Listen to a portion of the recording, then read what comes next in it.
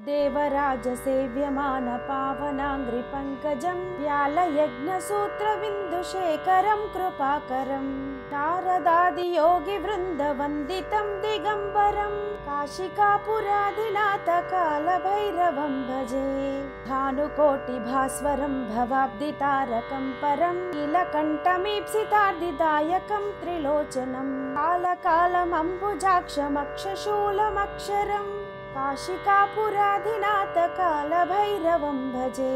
शूलटङ्कपाशदण्डपाणिमादिकारणं रामकायमादिदेवमक्षरं निरामयं भीमविक्रमं प्रभुं विचित्रताण्डवप्रियं काशिकापुराधिनाथ कालभैरवं भजे। भुक्तिमुक्तिदायकं प्रशस्तचारुविग्रहं भक्तवत्सलं स्थिरं समस्तलोकविग्रहं निक्वनन्मनोज्ञहेम किङ्किणीलसत्कटिं काशिकापुराधिनाथ कालभैरवं भजे। धर्मसेतुपालकं त्वधर्ममार्गनाशकं कर्मपाशमोचकं सुशर्मदायकं विभुं स्वर्णवर्णशेषपाशशोभिताङ्गमण्डलं काशिकापुराधिनाथ कालभैरवं भजे। रत्नपादुका प्रभाभिरामपादयुग्मकं नित्यमद्वितीयमिष्टदैवतं निरञ्जनं मृत्युदर्पनाशनं करालदंश्रमोक्षणं काशिकापुराधिनाथ कालभैरवं भजे।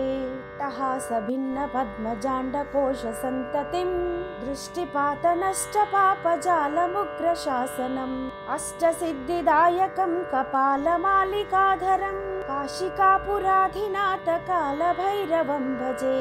भूतसङ्गनायकं विशालकीर्तिदायकं काशीवासलोकपुण्यपापशोधकं विभुं नीतिमार्गकोविदं पुरातनं जगत्पतिं काशिकापुराधिनाथ कालभैरवं भजे।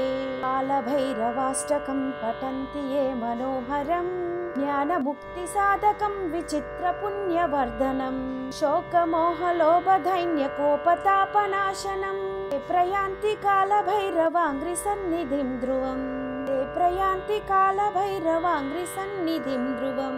देवराजसेव्यमान पावनाङ्घ्रिपङ्कजं व्यालयज्ञसूत्रमिन्दुशेखरं कृपाकरं नारदादियोगिवृन्दवन्दितं दिगम्बरं काशिकापुराधिनाथ कालभैरवं भजे।